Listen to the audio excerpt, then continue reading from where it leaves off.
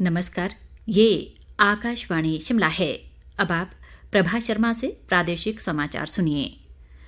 मुख्यमंत्री जयराम ठाकुर ने आज शिमला से वर्चुअल माध्यम से बिलासपुर में 4 करोड़ 2 लाख रुपए की लागत से निर्मित ईवीएम और वीवीपैट वेयरहाउस का लोकार्पण किया।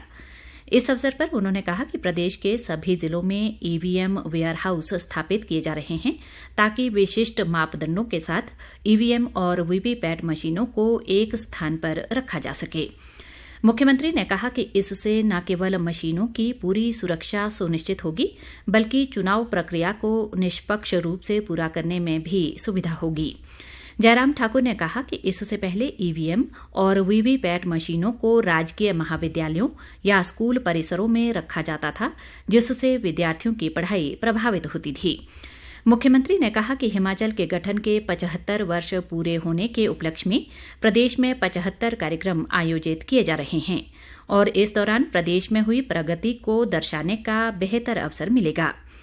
कार्यक्रम के दौरान खाद्य आपूर्ति मंत्री राजेंद्र गर्ग सहित विधायक सुभाष ठाकुर, जेआर कटवाल और राज्य आपदा प्रबंधन प्राधिकरण के उपाध्यक्ष रणधीर शर्मा बिलासपुर में मौजूद रहे।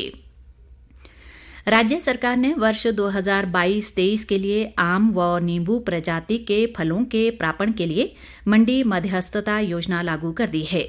राज्य सरकार के एक प्रवक्ता ने आज शिमला में बताया कि योजना के तहत 42 फल प्रापण केंद्र खोले जाएंगे और एचपीएमसी व हिमफेड के स्टाफ द्वारा इनका संचालन किया जाएगा। योजना के तहत उन किसानों व बागवानों से फलों का प्रापण किया जाएगा जिनके पास बागवानी कार्ड और आम उत्पादन के तहत 10 बीघा या इससे कम जमीन है। ये योजना 1 जुलाई से 31 अगस्त तक लागू की जाएगी। प्रवक्ता ने बताया कि नींबू प्रजाति के फलों के प्रापण के लिए मंडी मध्यस्थता योजना इस वर्ष 21 नवंबर से अगले वर्ष 15 फरवरी तक लागू होगी। राज्यपाल राजेंद्र विश्वनाथ आर्लेकर ने आज राजभवन शिमला से एक रक्तदान वैन को हरी झंडी दिखाकर रवाना किया। प्रदेश में पहली बार राज्य रेड क्रॉस सोसाइटी के माध्यम से रक्तदान के लिए व्यापक सुविधा वाली रक्तदान वैन की व्यवस्था की गई है। ये वैन भारतीय रेड क्रॉस सोसाइटी द्वारा उपलब्ध करवाई गई है। राज्य रेड क्रॉस द्वारा इस वैन को सोलन जिले के नालागढ़ ब्लड बैंक के अंतर्गत संचालित किया जाएगा।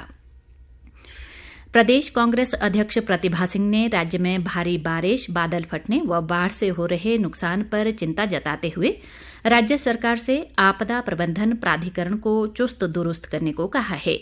शिमला से जारी एक बयान में उन्होंने कहा कि भारी बारिश से किसानों, बागवानों सहित गरीब लोगों को नुकसान का आकलन कर उन्हें फौरी राहत दी जानी चाहिए।